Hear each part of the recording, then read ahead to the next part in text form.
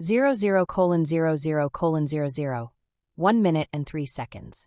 Dad, I'm taking over your bank account starting Monday. Those were the exact words my son Marcus said to me that Tuesday morning while we sat in my backyard. He said it like he was talking about the weather, like he was doing me some huge favor, like I was too old at 59 to handle my own money anymore. I just stared at him, didn't say a word for maybe 10 seconds. I was searching his face for some sign, some explanation for why my boy, the kid I raised after his mom passed away, would think he could just take control of my life savings. But his face showed nothing. Just that calm look. That confidence of someone who thinks they've already won. So I took a breath and said okay.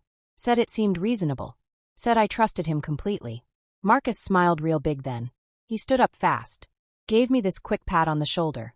One of those pats that means absolutely nothing. Then he told me not to worry anymore. Said he'd handle everything from now on. Said it was best for everyone. Those words, best for everyone, stayed in my head long after he drove away. That same night, just like every Tuesday, Marcus came back. But he brought his girlfriend Amy with him. Same as always. He showed up expecting dinner ready.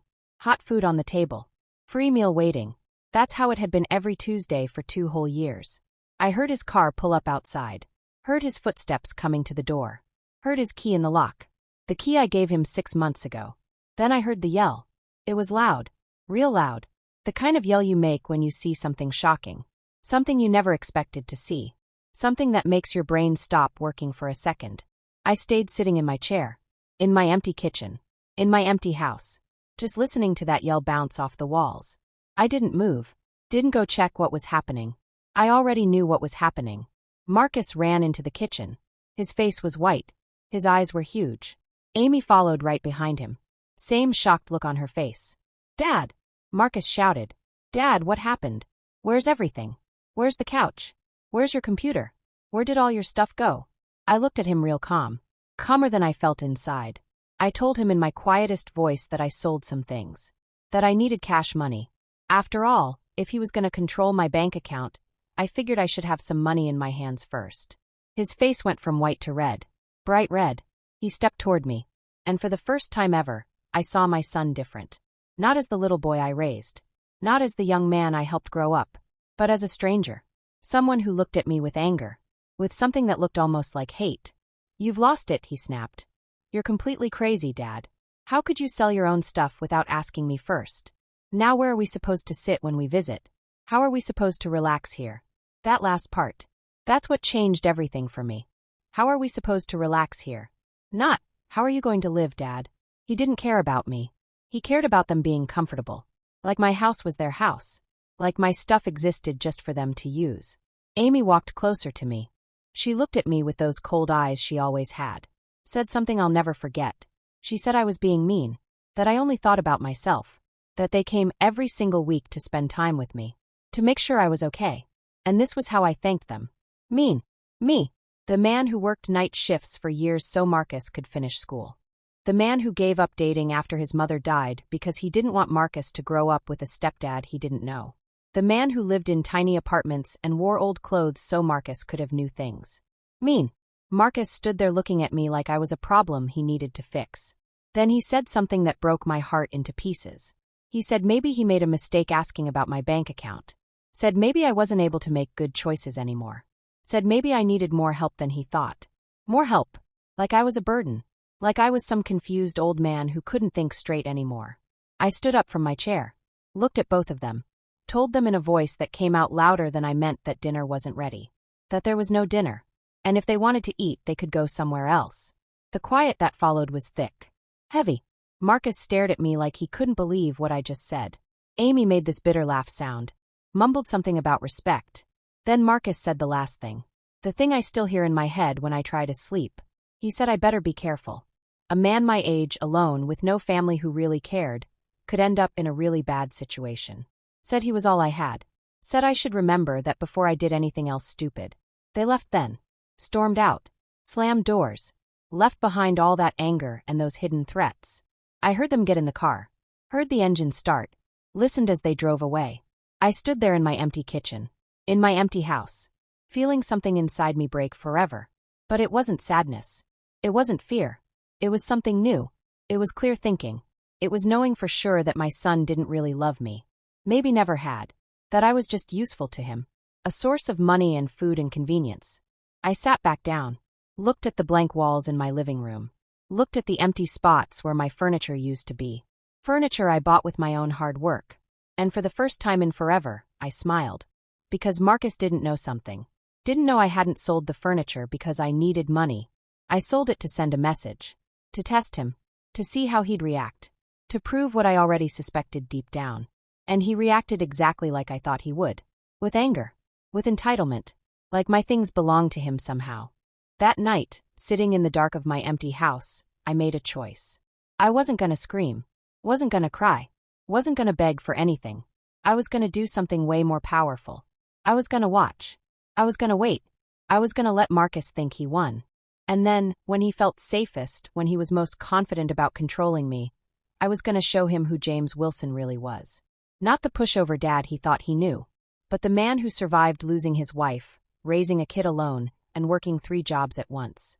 The man who knew exactly how to protect himself. The man he should never have underestimated. There was a time I believed being a dad was enough. That the love I gave would come back naturally. Like it was some rule of the universe that all my sacrifices would build something strong between Marcus and me. How wrong I was. Marcus was born on a snowy morning 31 years ago. His mother, my beautiful wife Sarah, died when he was only 3. Cancer. It took her in 6 months. I was left alone with a tiny kid, a 1-bedroom apartment I could barely pay for, and a job at a warehouse making $900 a month. It wasn't enough money. Never was. So I got another job. Then another. I worked at the warehouse from 6 in the morning till 3 in the afternoon. Then I drove across town to clean offices from 4 till 9 at night. On weekends, I worked at a gas station from midnight till 8 in the morning. I left Marcus with my neighbor old Mr. Chun, who charged me $60 a week to watch him. I slept maybe 4 hours a day. Did this for years. So many years I stopped counting. I remember Marcus wanted those expensive basketball shoes all the other kids had. They cost $120. I was making about $1,400 a month from all 3 jobs. $120 was almost all my grocery money for 2 weeks. But I bought those shoes. I didn't want my son to feel different. Wanted him to know his dad would do anything for him. I ate plain noodles for a month to pay for those shoes. When Marcus turned 18, he wanted to go to a fancy university. Cost $12,000 a year. I didn't have that kind of money. Didn't have even close to that. But I went to a bank. Took out a loan. Went into debt for his whole 4 years of college. Spent 12 years paying that loan back. He graduated. Got a great job. Started making $7,000 a month. Way more than I ever made in my whole life. And I felt proud. Thought he could finally build his own life. Thought I had done my job right as a father. But Marcus didn't move out right away. Said he wanted to save money first. Said he wanted a solid foundation before living alone. I said of course. Told him this was his home. He could stay as long as he needed. He stayed 6 more years. 6 years where I kept working all my jobs. 6 years where I paid rent, bought food, covered everything. 6 years where Marcus saved every single dollar of his salary because he didn't have to spend a cent. When he finally moved out, he didn't rent a place. He bought a house. A $350,000 house. Paid cash for the whole thing because he saved all his money during those 6 years of living free at my place. I was proud. Told him I was proud. I really was. Thought maybe now that he had his own house, maybe he could help me out a bit. Maybe I could work less. Maybe I could rest. But that never happened. Marcus met Amy a year after buying his house. She was one of those people who always looked perfect. Always dressed nice. Always had her nails done. Always talked in this polite voice that felt cold somehow. I noticed from the start she looked at me funny. Like she didn't understand why Marcus came from where he came from. Like she thought I was beneath her somehow. At their engagement party, which cost $25,000, I sat at a table in the back. Not with the family. Marcus said it was because they had important guests. His bosses. People from Amy's work. People who mattered more than me, I guess. I said I understood. Smiled for photos. Danced when someone asked. Went home alone that night feeling strangely hollow inside. After the engagement, Marcus visited less and less. Before, he came twice a week. After meeting Amy, he came once every 2 weeks. Then once a month. Always in a rush. Always checking his phone. Always had some excuse to leave early. I didn't complain. Didn't want to be that dad. The nagging dad. The dad who didn't understand his son had his own life now. But then they started showing up on Tuesday nights. Always around dinner time. Always without warning. Always expecting me to have food cooked and ready. At first, I was happy.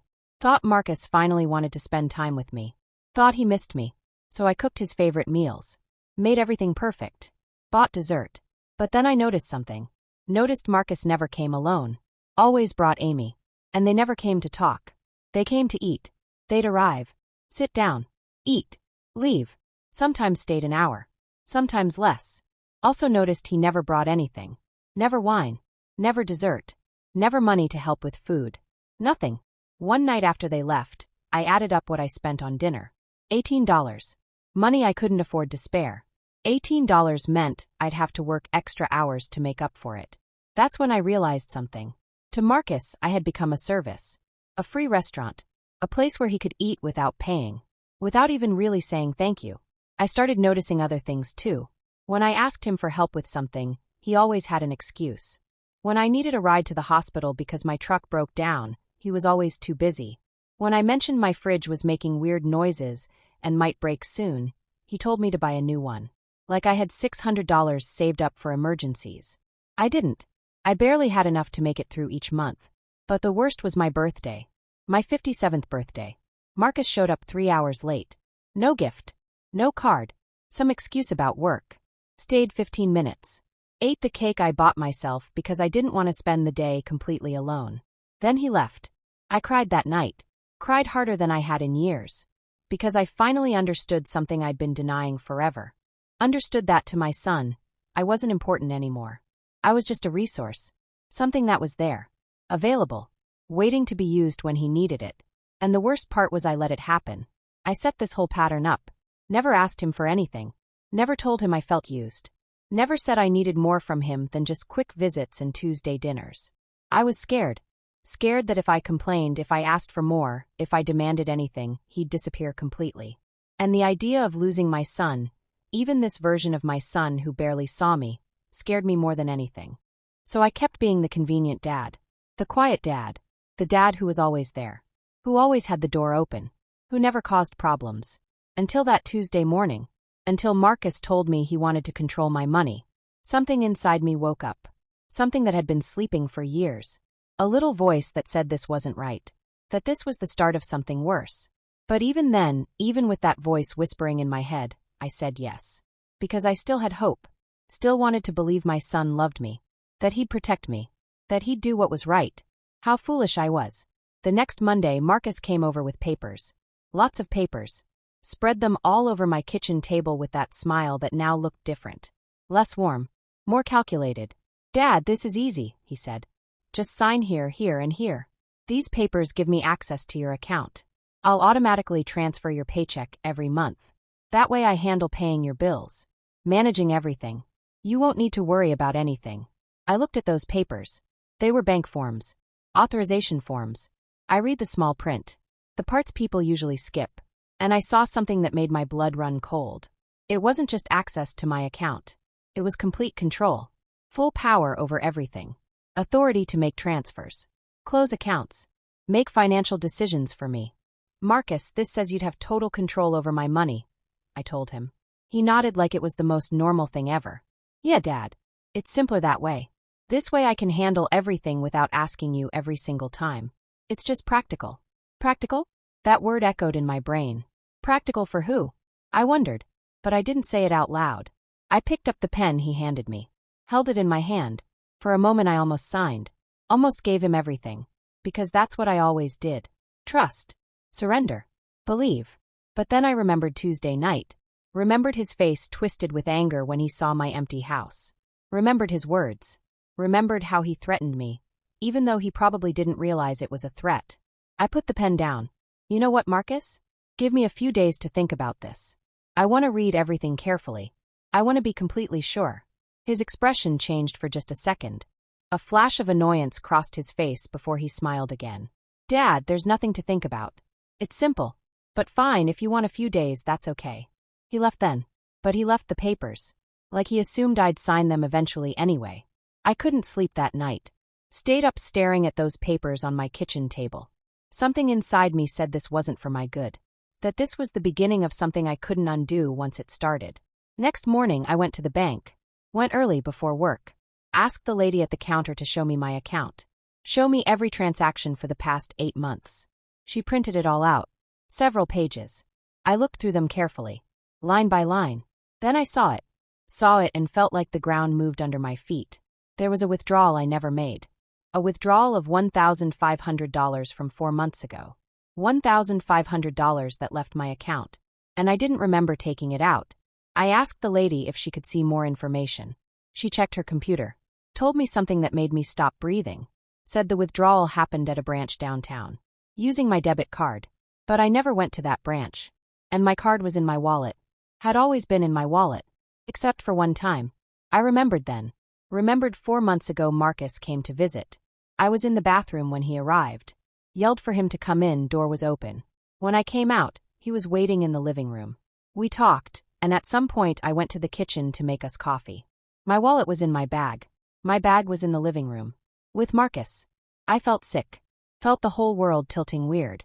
Because this could only mean one thing. It meant my son took my card. Copied the numbers somehow. Withdrew money from my account without asking. Without permission. I asked the bank lady if there was a way to know exactly what happened. She said I needed to file a formal complaint. That the bank would investigate. Could take several weeks. I told her I'd think about it. Left the bank feeling like I didn't know my own son anymore. But I didn't file that complaint. Not yet. Because I needed to be sure. Needed to know if this happened just once. Or if there was more. I spent the next days checking everything. Every paper I had. Every document. Every old bank statement I kept in a box under my bed. And I found more things. Found that 3 years ago, when I was in the hospital with pneumonia, someone used my insurance for doctor visits I never made. Appointments at clinics I never heard of. Appointments that used up all my coverage for the year. That's why I had to pay cash for my medicine that year. I also found a credit card in my name I didn't remember getting. A card with $4,000 owed on it. $4,000 in purchases I never made. At stores I never went to. I called the credit card company. Asked when the account was opened. They said 2 years ago. Asked if they could tell me where the purchases were made. They gave me a list. Hardware stores. Electronics stores. Furniture stores. Marcus bought his house 3 years ago. Marcus fixed up that house. And apparently Marcus used my credit to do it. I sat on my bedroom floor. Surrounded by papers. Feeling everything I believed about my life falling apart. It wasn't just the money. It was the betrayal. Knowing my son had been stealing from me for years. That he saw me as an unlimited resource. That he never planned to take care of me or protect me. I cried until I had no more tears. Then I wiped my face. Gathered all the papers. Made a decision. I wasn't going to confront him yet. Wasn't going to yell or accuse him. Because I knew if I did, he'd deny everything. He'd say I was confused. Say I was losing my mind. Say I was too old to remember correctly. Say anything to make me doubt my own memory. My own brain. No. I was going to be smarter than that. I was going to gather proof. I was going to write down everything. I was going to build a case so strong he couldn't deny it. And then only then would I act. That Friday Marcus came back. Same as always. Dinner time. Same as always. Expecting food ready. But this time I cooked something special. Made his favorite dish. Beef stew. The same meal I used to make when he was little and came home sad from school. The dish that said I love you without needing words. He sat at the table with Amy. They ate. Talked about boring stuff. Work. Weather. Some new show they wanted to watch. I watched them. Watched them like I was seeing them for the first time. Realized something. Marcus ate my food with the same feeling he'd eat fast food. No gratitude in his eyes. No love.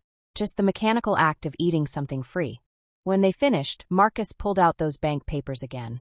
Put them on the table right next to his empty plate. Dad, the days you asked for are up. You've thought about it, right? Sign this and I'll handle everything. I looked him straight in the eyes. Told him in the calmest voice I could find that I still wasn't sure. That I needed more time. Amy scoffed. Made this annoyed sound. James, this is ridiculous. Marcus is trying to help you. I don't get why you're being so suspicious. Suspicious? She called me suspicious. And the sad part was she was right.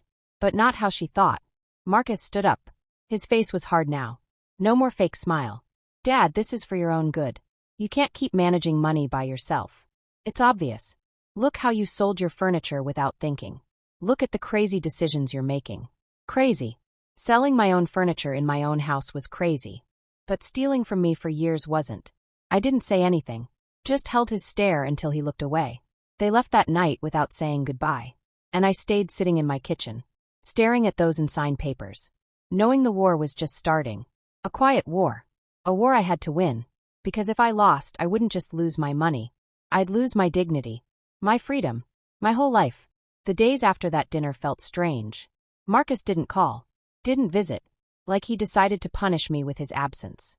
Like he thought I'd break without him, that I'd beg him to come back, that I'd finally sign those papers just to get his attention again. But I didn't break. For the first time in years, the quiet in my house didn't feel empty. It felt full of something different, full of clear thinking. I spent those days looking at every detail of my money life, every receipt I saved, every bank statement, every piece of paper connected to money. And the more I looked, the more I found. Discovered that 4 years ago, when Marcus asked to borrow my license because he lost his and needed to pick up a package, he did something else with it. He opened an internet account in my name, at an address that wasn't mine. His house. For 4 years, the internet bill for Marcus's house had been in my name. And when he didn't pay on time, the late fees piled up on my credit score. That's why I got denied a small loan last year when my truck needed repairs. That's why my credit score mysteriously dropped. I called the internet company. Explained the account wasn't mine. That I never lived at that address. The man on the phone said I needed to file paperwork. Had to report this as fraud. Fraud committed by my own son. I hung up. Stared at the wall for a long time. Trying to process how I got to this point. Trying to understand when my son turned into this. Couldn't sleep that night. Stayed awake staring at the ceiling. Listening to the sounds outside. Thinking about all the times I made excuses for his behavior. All the times I told myself he was just busy. That he had his own life. That I was being needy by wanting more from him. But this wasn't about wanting more. This was about theft. About lies. About a son who saw his father as something to exploit without consequence. Next morning, I did something I never thought I'd do. Went to see a lawyer. Small office in town. Sign said Maria Santos, attorney. Saw an ad in the paper offering free first meetings. Walked in feeling tiny. Feeling ridiculous. A man of 59 coming to complain about his own son. But the lady at the desk smiled kind. Showed me in. Miss Santos was a woman in her 40s with kind eyes. Asked me to tell her everything. So I did. Told her about the missing money. The credit card I didn't apply for. The internet account. The papers Marcus wanted me to sign. She listened without stopping me. Wrote notes in a book. When I finished, she leaned back in her chair. Sighed. Mr. Wilson, she said, what you're describing is financial fraud and abuse. If you sign those papers your son wants, you're giving him total legal control over your money. He could take everything. And you'd have no way to fight back because you gave him permission yourself. The words hit me like rocks. I knew it deep down. Knew it. But hearing it said out loud by a lawyer made it real in a different way. What can I do? I asked. She leaned forward. First, don't sign anything. Second, you need to report the credit card fraud and the bank theft. Third, you need to change all your passwords. Your PIN. Everything. Fourth, consider getting a protection order if you feel unsafe. A protection order against my own son. The idea seemed crazy and heartbreaking at the same time. I don't want to get him in legal trouble, I said. He's my son. The lawyer looked at me with what seemed like pity and sadness. Mr. Wilson, your son is already in legal trouble. He's committed several crimes. The question isn't whether you want to get him in trouble. The question is whether you want to protect yourself. I left that office with a folder full of forms. A list of things I needed to do. Felt overwhelmed, but also felt something else. Determination. Went straight to the bank. Changed all my passwords. Got a new debit card. Closed the fake credit card. Filed a formal dispute. The lady helped me with everything. Treated me with patience. Didn't make me feel stupid or weak. When I got home that afternoon, I felt exhausted. But also strangely light. Like an invisible weight I'd been carrying for years was finally lifted. That night, Marcus finally called. His voice sounded tight on the phone. Dad, we need to talk. Come to my house for dinner tomorrow. We have to fix this. It wasn't an invitation. It was an order. And before, I would have obeyed without question. But now, after everything I discovered, I felt only a cold calm. I can't tomorrow, I told him. I'm busy. Busy? Dad, What could you possibly be busy with? What I'm busy with matters to me, I said. There are other things more important to me now. Silence on the other end. Heavy silence full of surprise and annoyance. You're acting really strange, Dad. I don't know what's wrong with you, but you need to stop being so stubborn and sign those papers. This is for your own good. For my own good? Those words again. Like stealing from me was an act of love. Marcus, I said with a voice that came out stronger than I expected. I'm not signing anything. And I think we need to have a very serious talk about some things. About what things? He asked. His voice sounded different now. More alert. More worried. About money that left my account without my permission. About credit cards I didn't apply for. About internet accounts in my name at places where I don't live. The silence that followed was total. So thick I could almost feel it through the phone. I don't know what you're talking about, he finally said. Voice controlled. But I could hear the panic underneath. I think you do know, I told him. And I think you need to think very carefully about what you say next. Dad, you're confused. You're mixed up. Maybe you need to see a doctor. There it was. The card I knew he'd play. Making me seem senile. Confused. Unable to think straight. I'm not confused, Marcus. I have all the papers. All the proof. And I've already talked to a lawyer. Another silence. This one longer. Heavier. You talked to a lawyer? His voice was almost a whisper now. Almost a threat. Yes. And she explained to me exactly what you've been doing. Explained what fraud means. Explained what's illegal. Dad, you can't be serious. I'm your son. Everything I did was to help you. Help me, Marcus? You stole from me for years. You used me. You lied to me. I never, he started to say. But I cut him off. Yes, you did. And you know it. The question now is what we're going to do about it. I heard his breathing on the other end. Heavy. Ragged. I'm coming over, he said. We need to talk face to face. No, I told him. You're not coming here. If you want to talk, we can do it on the phone. Or we can do it with lawyers present. Are you insane? He yelled. Completely insane? After everything I've done for you? After all the times I came to see you? Worried about you? This is how you treat me. All the times you came to eat for free, you mean? All the times you needed something from me? But when I needed you, where were you? I hung up then. Before he could answer. Before he could twist things with words. I sat in my kitchen. Phone in my hand. Shaking. But not from fear. From anger. From years and years of held-back anger, finally finding its voice. I slept better that night than I had in months. Because I finally spoke the truth. Finally defended myself. And even though I didn't know what would come next, I knew I wasn't going to be the silent dad who let himself be walked over anymore. Next morning, I woke up with a clarity I hadn't felt in years. Like a thick fog lifted from my mind. Now I could see everything with sharp, almost painful clearness. I knew what I had to do. Knew I couldn't stop now. After breakfast, I grabbed my jacket and left. Had a mental list of all the places I needed to go. All the loose ends I needed to tie. If Marcus thought I was a confused, helpless old man, he was about to find out how wrong he was. First stop was the main bank, where I kept my savings account. Not the checking account where my paycheck went, but the other one. The one I opened 25 years ago when I still had dreams of maybe buying my own house someday. Had $18,000 saved there. Wasn't much after a lifetime of work. But it was mine. Asked the manager to close the account. She asked if I was sure. If there was a problem. Told her I just wanted to make some changes. She gave me the money in a check. Recommended I open an account at a different bank for safety. I followed her advice. Went to another bank. One across town. One Marcus never went to with me. Opened a new account. An account only I knew about. An account where he could never find my money. Then I went to the internet company. Showed them all the documents Miss Santos helped me prepare. The sworn statement. Copy of my license. Proof I never lived at the address where the account was set up. The woman who helped me checked everything. Said they'd start an investigation. That the account would be transferred to the right name or closed. That I wouldn't be responsible anymore. Felt like an invisible chain was taken off my shoulders. Next stop was the credit bureau. Asked for a complete report of my history. Wanted to see everything. Wanted to know if there were more things Marcus did behind my back. The worker gave me a thick document.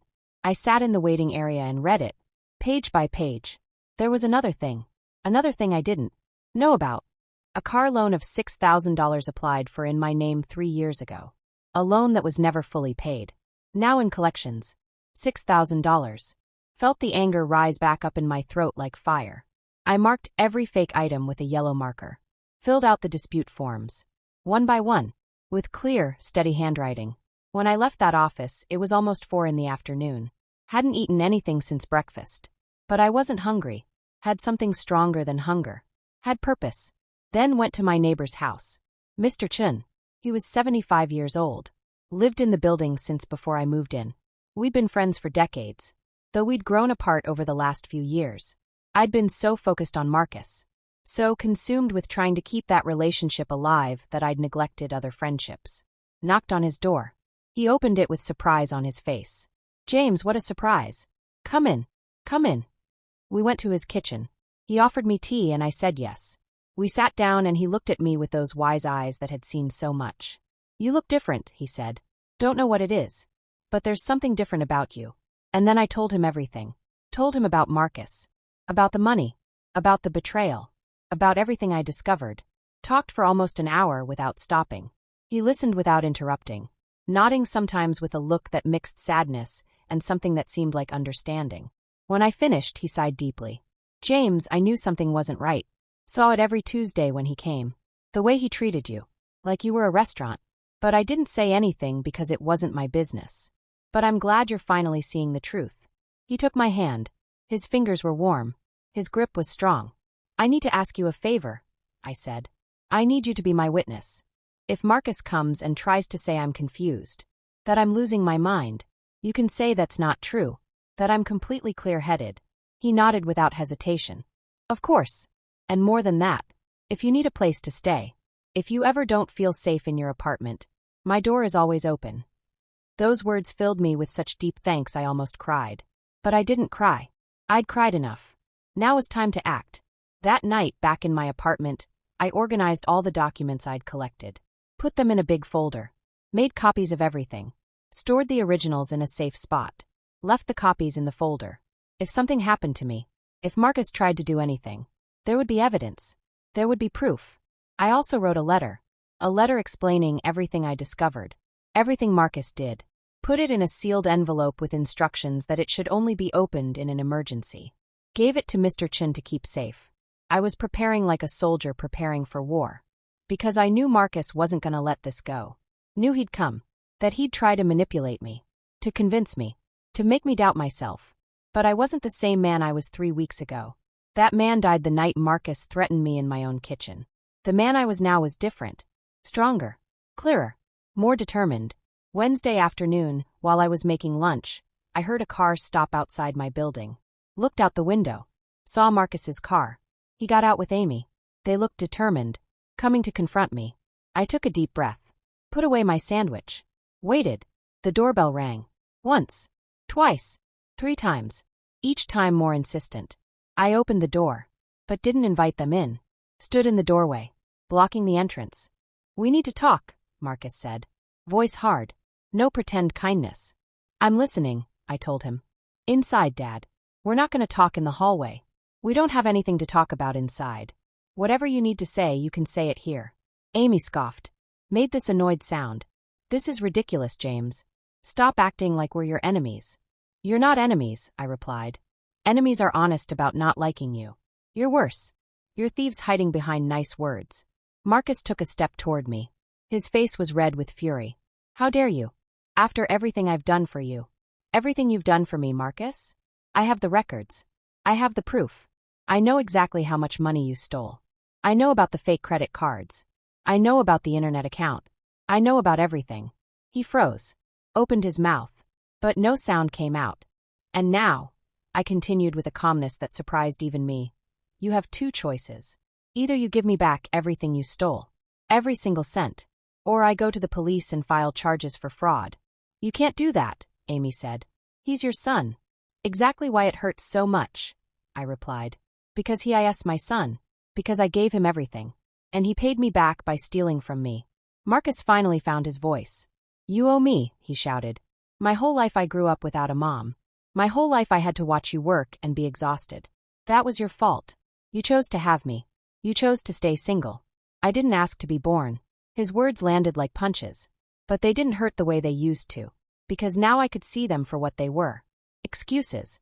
Justifications from someone who knew he did something unforgivable and was trying to shift the blame. "You're right," I told him. "I chose to have you. And it was the best decision of my life. Until it stopped being the best. But that doesn't give you the right to steal from me. That doesn't give you the right to use me. That doesn't give you the right to exploit me. I didn't steal anything. I just took what was owed to me. Nothing was owed to you, Marcus.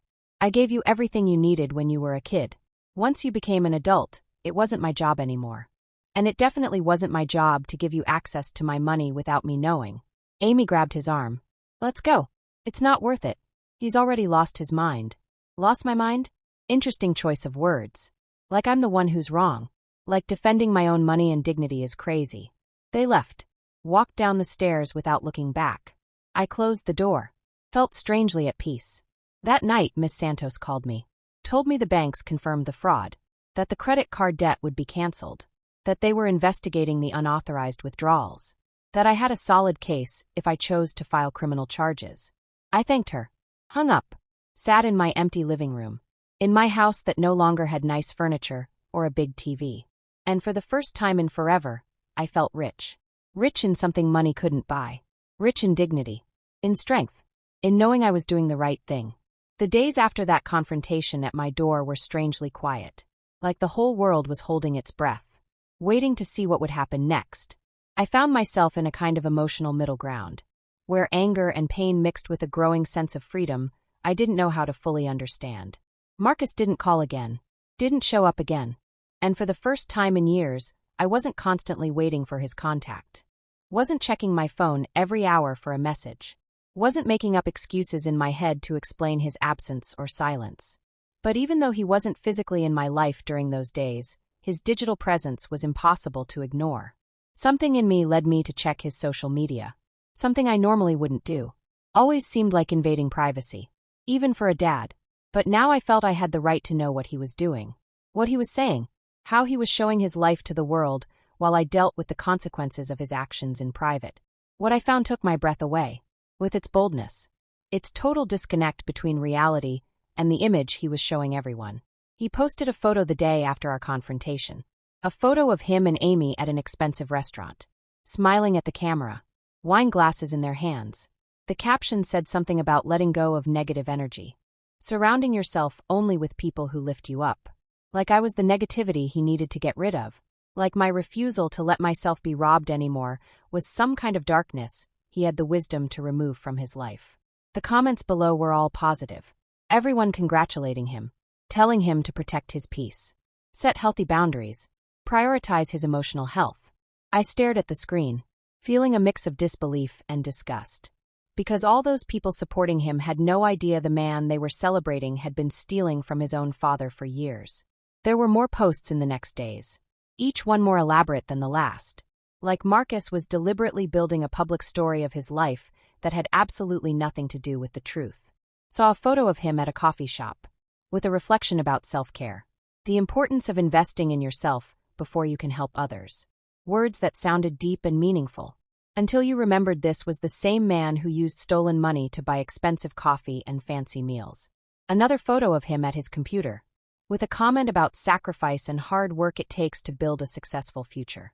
Not mentioning this future was partially paid for with fraudulent credit cards in my name. Internet accounts I was unknowingly paying for. What hit me hardest was a post he made that Friday. Exactly the day he'd normally come to my place for dinner. A post where he shared an old photo of him and me. When he was a kid. A photo I didn't even know he had. A photo where I was holding him when he was maybe 6 years old. Both of us smiling. The text with the photo was something about how sometimes the people you love most are the ones who hurt you most. About how he learned love doesn't mean tolerating abusive behavior. About how he made the difficult choice to distance himself from a toxic family relationship for his mental health. Reading those words felt like someone punched me in the stomach. Marcus had taken our history. Our real relationship with all its complicated and painful parts. And completely flipped it. Showing himself as the victim. Me as the abuser. The comments on that post were even more numerous than before. Dozens of people expressing their support. Telling him how brave he was. Sharing their own stories of difficult family relationships. Completely believing his made-up version of events. There were people I knew in those comments. Neighbors who knew him when he lived with me. Coworkers who came to gatherings at my place years ago. All of them offering words of encouragement. Solidarity. Without the slightest idea the person he supposedly needed to protect himself from was the same man who worked 3 jobs for years to give him the education he now used to get his well-paying job. For several days, I watched this digital show in silence. Without commenting. Without publicly reacting in any way. Because something in me knew this was exactly the game Marcus was playing. If I responded emotionally, I'd be falling into his trap. Giving him more ammunition for his story that I was the unstable, problematic father he needed to distance himself from. But every new post, every new comment of support he got from people who didn't know the truth was like a small wound opening deep inside me. Not because I cared what those people thought of me specifically, but because it hurt to see how easily people believed a well-told story, without questioning if there might be another side. The final straw came when Marcus posted a story showing the house he and Amy bought, showing the renovations they did, the new furniture they got, the perfectly designed yard, all presented as the result of their hard work and dedication. Not a single mention that a big part of all this was paid for with money that wasn't his, with credit fraudulently gotten using my personal information. He displayed it all with so much pride, so much satisfaction, like he truly believed he earned it himself, like he completely forgot, or simply didn't care, that every brick of that house was partially built on the sacrifice and theft from his own father.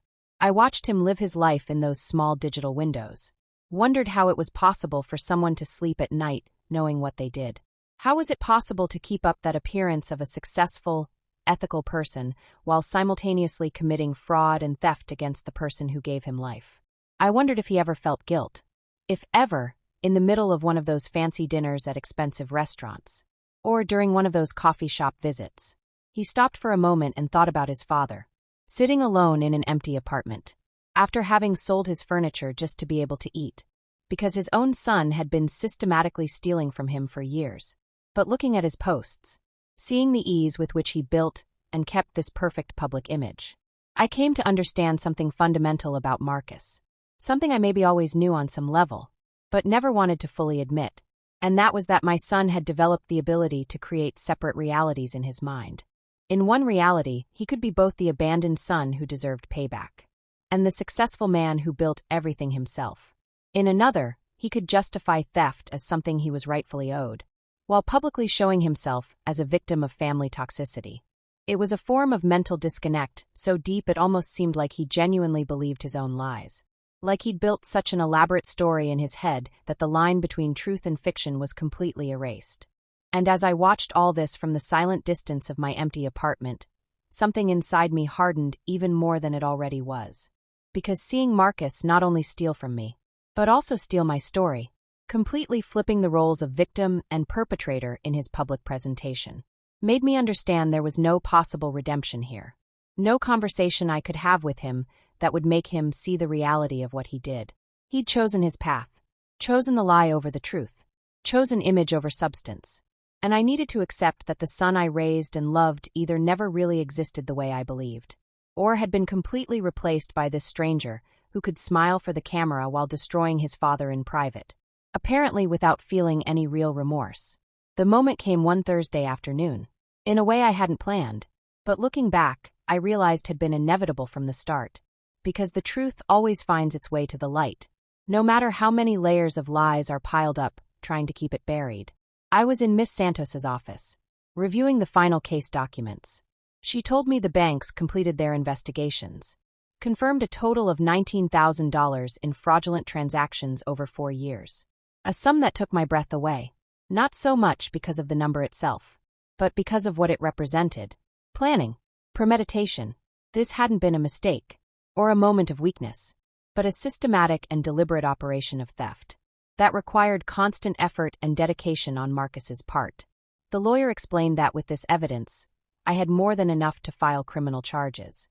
But there was also another option I might want to consider before making that final decision. That option was to send a formal demand letter to Marcus, giving him the chance to return the stolen money, compensate for the damages, before proceeding with more serious legal action.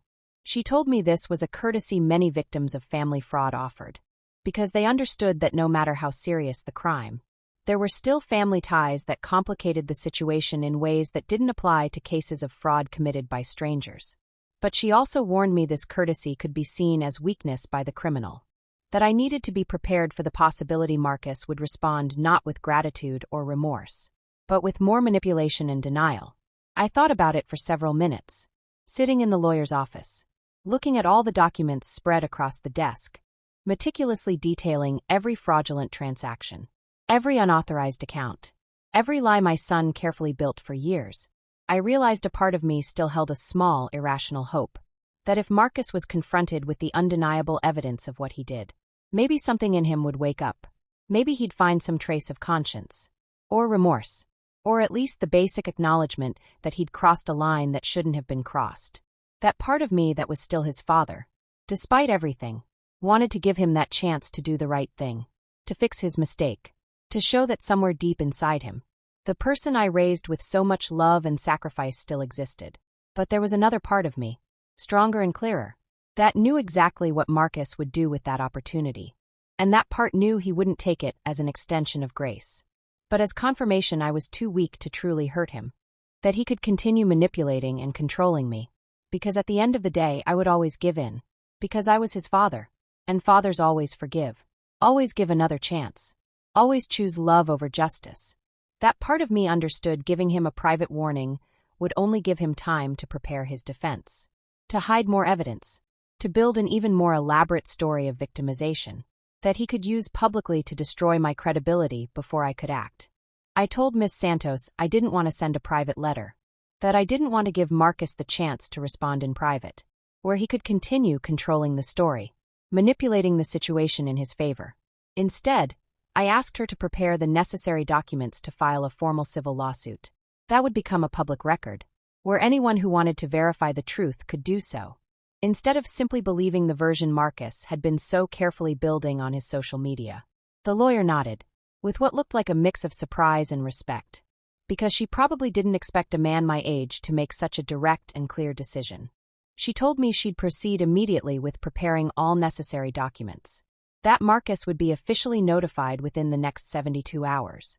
I left that office feeling something I hadn't felt in a long time, something I couldn't at first identify, until I realized it was power, the power of having made a decision completely by myself, without consulting anyone, without asking permission, without worrying about how it would make me look to others, or whether people would think I was being too hard on my own son.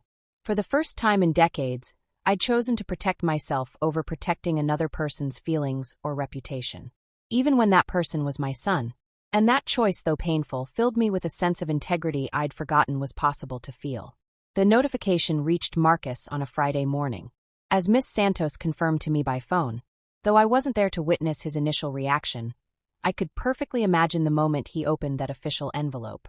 Read the documents detailing every fraudulent transaction, every unauthorized account, every dollar he stole, carefully documented with dates and bank reference numbers that made any denial impossible. Didn't have to wait long to confirm my imagination, because less than 3 hours after getting the notification, my phone started ringing with desperation. Call after call, which I let go to voicemail without answering, because I had nothing left to say to Marcus that wasn't already in those legal documents. I listened to the voicemails later that night, when I finally felt emotionally ready to do so, and it was fascinating in a disturbing way to hear the progression of his panic through each message. The first one still tried to stay composed, with that controlled voice he used when trying to seem reasonable, telling me this was a terrible misunderstanding, that we needed to talk immediately before things got more out of control.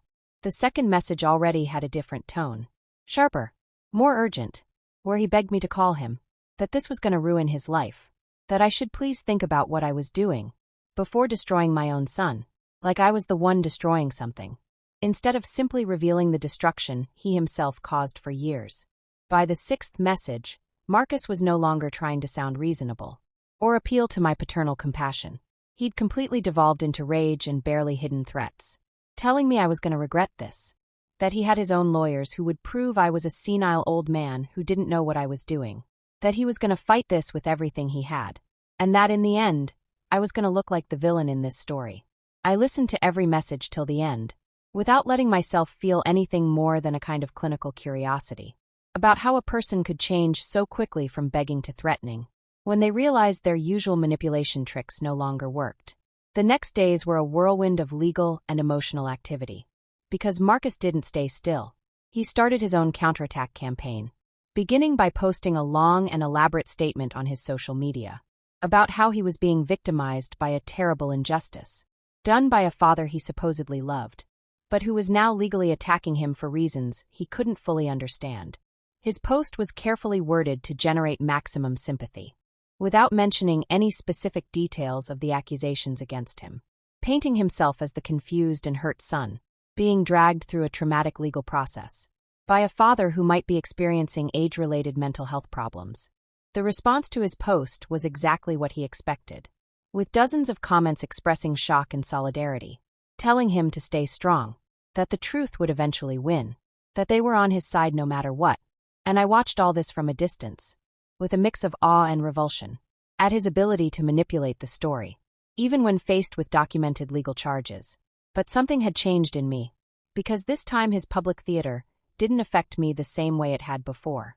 This time I knew I had something more powerful than his carefully built words, and that something was undeniable legal documents that couldn't be twisted with emotional talk or appeals to sympathy. Marcus's real collapse started when his own lawyers reviewed the evidence against him and apparently told him something he didn't want to hear. His social media posts suddenly stopped, abruptly, and the silence that followed was deafening in its meaning.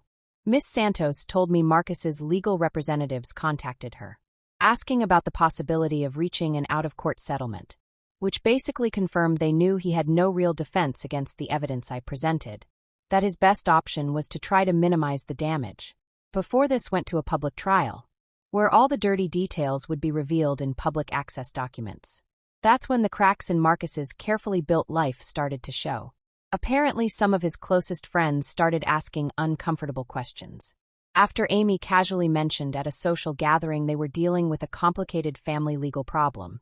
Once people started digging a little deeper, they found the public lawsuit documents, detailing the specific accusations of financial fraud. Mr. Chen told me he heard from other neighbors that Marcus's name was being mentioned in neighborhood conversations, in ways that were definitely not flattering. That people who once saw him as the successful, educated son now looked at him with suspicion and distrust. His girlfriend was apparently furious, not necessarily about the moral implications of what Marcus did, but about the damage to their social reputation. According to rumors that reached my ears through the neighborhood gossip network, there'd been considerable fights in their house about how to handle the situation. Marcus tried to call me several more times during those weeks, but I kept my absolute silence, because there was nothing he could say to change the documented facts of what he did. And my silence was apparently more devastating to him than any angry word I could have said, because it meant I'd moved completely from anger to indifference. And that indifference was the final death of any power he once held over me. The final settlement was reached 4 months after I filed the lawsuit, and the terms were exactly what Miss Santos and I established as the minimum acceptable. Marcus had no choice but to accept. When his own lawyers explained going to trial would mean not only the complete public revelation of all the fraud details, but also the very real possibility of criminal charges that could result in jail time. He had to return the full $19,000, plus another $6,000 in compensation for damages, in addition to paying all the fees for cleaning up my credit, and my attorney's fees. And all of this had to be paid within 6 months, with verifiable monthly payments, or the agreement would automatically be voided, and criminal charges would proceed without further warning. But beyond the money, which honestly had never been the main point of all this, the agreement included a clause I'd insisted on adding, which Miss Santos initially thought was unnecessary, but which for me was absolutely essential. That clause said Marcus had to issue a public statement, acknowledging he committed financial fraud against his father, that the accusations in my lawsuit were true and substantiated. He fought that clause more than any other part of the agreement, because he knew exactly what it would mean for his carefully cultivated image. To publicly admit everything he'd been saying about being a victim of a toxic father was a lie, designed to cover up his own crimes. The statement appeared on his social media one Thursday afternoon. It was brief, clearly drafted by his lawyers, to minimize the damage as much as possible, within the limits of what the agreement required. But still, the words were there. in black text on a white background, admitting he'd accessed bank accounts without authorization, that he'd opened credit cards using another person's information, that he'd committed serious errors in judgment, that he deeply regretted. The comments under that post were wild, with people who'd previously supported him unconditionally, now expressing shock and disappointment, while others who'd apparently suspected something all along felt validated in their doubts. I watched all that digital drama unfold, with a sense of closure that had nothing to do with satisfaction or revenge, but simply with the quiet recognition that the truth had finally been spoken publicly. The first payment arrived in my account, exactly on the specified date, and every later payment also arrived on time, because Marcus knew a single missed payment would mean consequences he definitely couldn't afford to face. With that money, I did something he might never have expected me to do. Instead of simply refilling my savings accounts, or using it to replace the furniture I sold, I bought a plane ticket to a place I'd never been before. I'd spent 59 years living for other people. For my son. For the illusion of keeping a family relationship that only existed in my imagination. And now, for the first time in my adult life, I had the freedom and the resources to live exactly as I wanted, without having to justify my decisions to anyone. I bought a small cabin in a mountain town, for hours from where I'd lived all my life. A cabin with 2 bedrooms, and a porch where I could finally sit and watch the sunrise. Something I'd always wanted to do, but never had time for. When I worked 3 jobs, the cabin cost $180,000, which I paid for in cash, using a combination of Marcus's payments and the savings I'd managed to protect in my new bank account. When I signed the purchase papers, I felt something I could only describe as a rebirth, because this cabin was mine, in a way no other place had been mine before, bought with money that had been returned through justice, not earned through endless sacrifice. Marcus tried to contact me one last time, after the final payment was made, completely fulfilling the terms of the agreement. This time I answered the phone, because I knew there was nothing left he could take from me, or use against me. His voice sounded different, smaller, more humble, when he asked if we could ever really talk, if there'd ever be a possibility of some kind of reconciliation. I listened to his question in silence, before responding with words I'd been preparing in my mind for months. I told him the son I raised either never truly existed, or died somewhere along the way, replaced by someone I didn't know, and didn't want to know.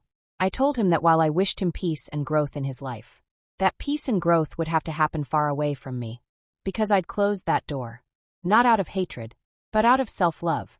There was a long silence after my words, then a sound that might have been a sob, or simply ragged breathing, before he hung up, without saying anything else.